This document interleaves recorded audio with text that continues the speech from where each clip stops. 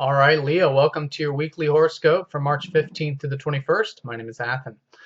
All right, so another interesting week for March, of course, very interesting month. And this week in particular is much more of the subtle energies, whereas the past couple weeks were much more extroverted, taking action, moving forward. This week, there is some wisdom, there is some spirituality coming through. We want to make sure we're taking the meditative time. We have that presence, peace in what we're doing.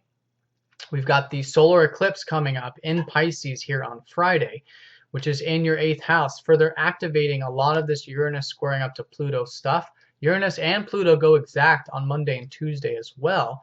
So that is very powerful, but I feel it's more of an internal thing. It's not so much external, you see.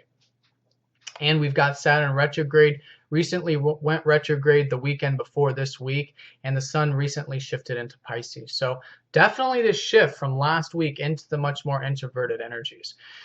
And that's where the flow is, especially with the lunar cycle. So it starts off on Sunday and Monday when we have Mercury squaring up to Saturn from your 4th house, Saturn, and your 7th house, Mercury. So essentially, with Saturn retrograde, there's this pause. Saturn's pretty much stationed this whole first part of the week here. And this is the first retrograde that he's had since he recently went into your 4th house towards the tail end of last year.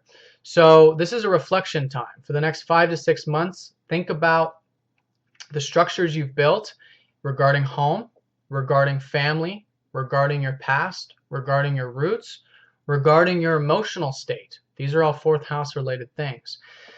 What Saturn is doing is every once in a while we have to reflect. We have to see exactly how these systems and structures are going and if we need to make any changes. So it's a learning process. It's continuing with these structures, but in the way of learning and going with the flow.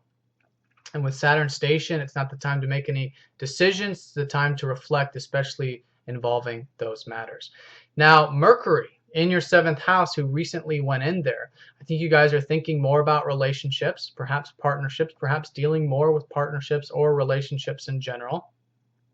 And so it's an integration. With the square energy, we want to integrate. We want to work with the energies the best as we can. We don't want to square up to them because it'll create that tension.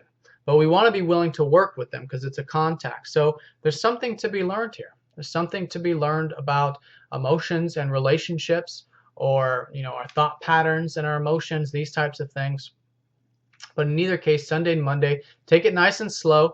Be willing to see the reality of situations involving relationships and home and family, but don't take it too seriously. It's the caution with Saturn. We don't want to get so realistic that we're seeing the pessimistic side of things, you see. But we do want to have that cold eye, that sharp eye that sees reality here, because there's something being learned. And that's a lot of what we're learning. That's a lot of what the transitioning is this week, especially again with your guys' home and relationships. Monday and Tuesday, we've got Uranus squaring up to Pluto exact. Again, I've been talking about this a lot. Pluto's been transiting your 5th house. So this is the final aspect from the past 3 years. Very powerful, but it's spiritual. It's internal this week for sure. So if there is things happening on the external environment, it's taking it nice and slow. It's really just thinking about it, like reflecting on it, taking action, but being very observant of the internal processes here, because there's a lot being learned this month, but this week in particular, about our psyche, about our unconscious, about the things behind the scenes, about spirituality with the solar eclipse.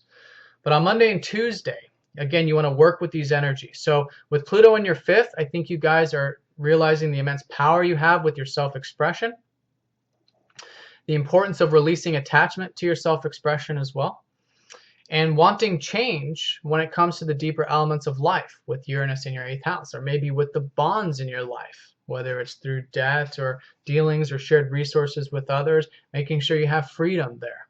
Freedom and power as well. 8th house is also power.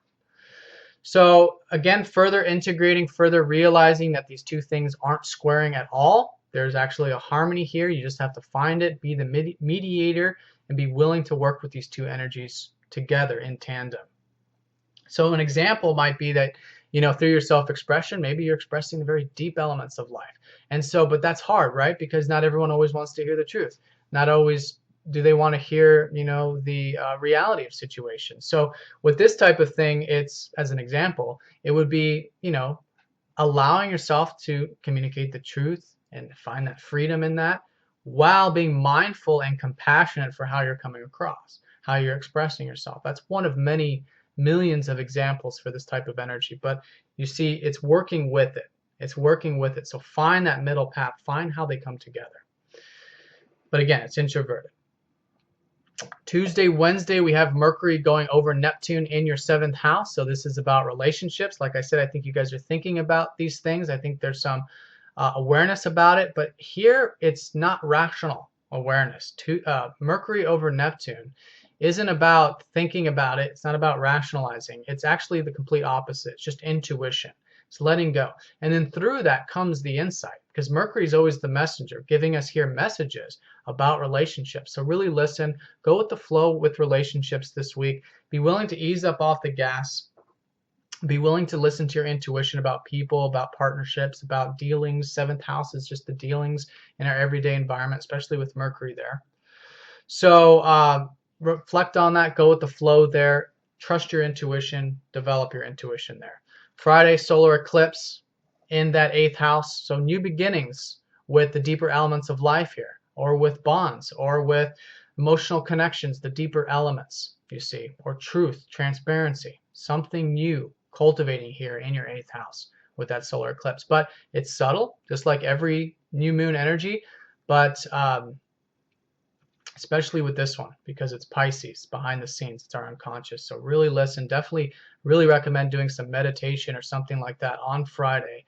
Allow the energies to come to you, the inner energies, your inner guidance, and that will help facilitate and create a sort of understanding, intuitive understanding of what these new beginnings are for not only the next, cycle, lunar cycle, but for the next solar cycle, which is the next 6 months. So very powerful, these solar eclipse energies. And that's it. Saturday and Sunday, the moon continues its transit of Pisces in that 8th house.